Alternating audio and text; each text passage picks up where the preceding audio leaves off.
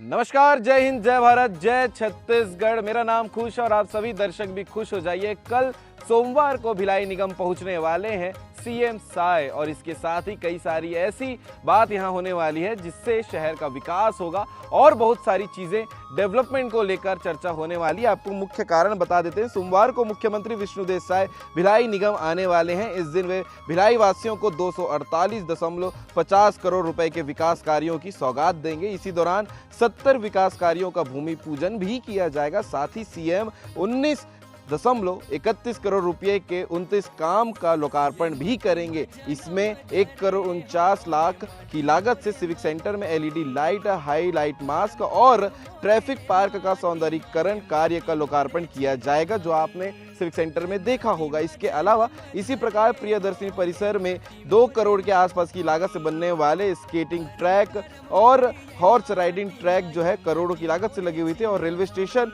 Railway line के समानांतर road निर्माण एवं विद्युतीकरण के विकास काम का भूमि पूजन भी किया जाएगा।